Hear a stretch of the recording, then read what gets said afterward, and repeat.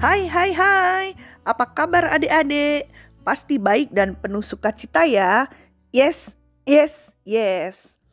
Mari kita bersyukur kepada Tuhan dengan berdoa sebelum mendengarkan firman Tuhan. Mari kita berdoa. Tuhan Yesus, terima kasih ya sudah mengasihi kami. Sebentar lagi kami akan mendengarkan firman Tuhan. Tolong kami ya Tuhan, supaya dapat mengerti dan melakukannya dengan hati yang gembira. Terima kasih. Amin. Adik-adik, saat ini kita akan bersama-sama mendengarkan cerita Alkitab yang diambil dari Perjanjian Baru, yaitu Injil Lukas 5 ayat 1 sampai 11. Ya, Injil Lukas 5 ayat 1 sampai 11. Ketika Tuhan Yesus berjalan di tepi danau Genesaret, datanglah banyak orang mengerumuni Dia. Mereka semua ingin mendengar apa yang akan diajarkan Tuhan Yesus. Nah, karena banyak orang berdesak-desakan, maka Tuhan Yesus naik ke sebuah perahu milik Simon Petrus supaya bisa dilihat dan berbicara kepada orang banyak. Setelah Tuhan Yesus selesai berbicara, ia berkata kepada Simon Petrus untuk mengarahkan perahu ke tempat yang lebih dalam dan menebarkan jala di sana. Simon Petrus bingung, lalu berkata, "Guru, sudah sepanjang malam kami bekerja keras dan kami tidak menangkap apa-apa. Tetapi karena Engkau menyuruhnya, aku akan melakukannya." Simon Petrus melakukan perintah Tuhan Yesus. Dan ternyata ia memperoleh sangat banyak ikan sehingga jalannya mulai koyak atau sobek. Maka ia meminta kepada teman-temannya di perahu lain untuk membantunya. Wah, jala itu sangat berat karena sangat banyak ikan di dalamnya. Simon Petrus sadar bahwa itu semua terjadi karena ketaatannya kepada perintah Tuhan Yesus. Oleh karena itu, ia merasa tidak layak berhadapan dengan Tuhan Yesus yang suci dan berkuasa mengadakan mujizat itu. Kemudian ia meminta Tuhan Yesus pergi meninggalkannya karena ia merasa sebagai orang berdosa dan tidak layak menerima kebaikan Tuhan Yesus.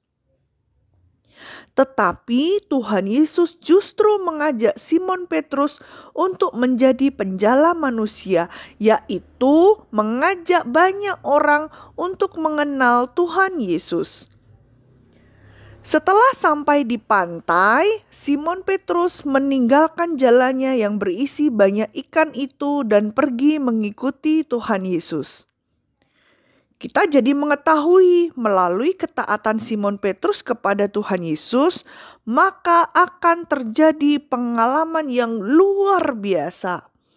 Karena ketaatan Simon Petrus, ia memperoleh ikan yang sangat banyak dan mendapat tanggung jawab yang lebih besar, yaitu dari penjala ikan menjadi penjala manusia.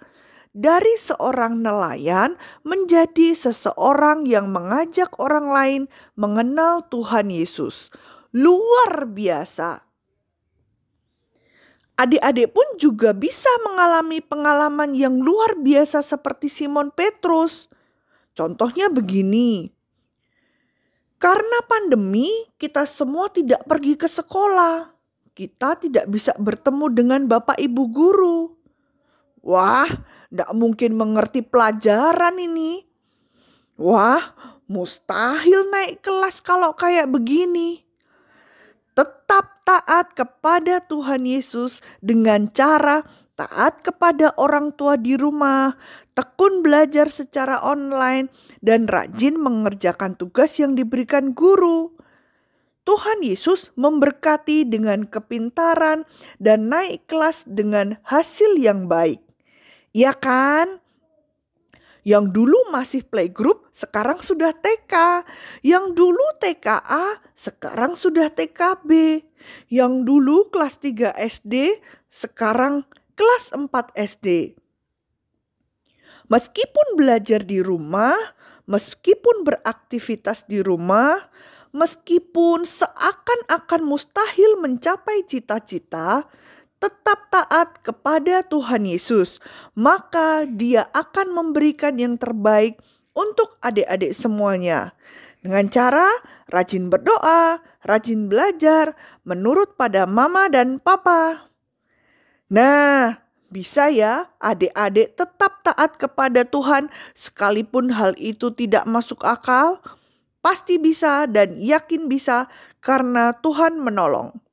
Oke, mari kita akhiri sapaan firman ini dengan berdoa. Terima kasih Tuhan Yesus yang baik, sudah sayang kepada kami. Ajar kami tetap taat kepadamu sekalipun hal itu tidak masuk akal.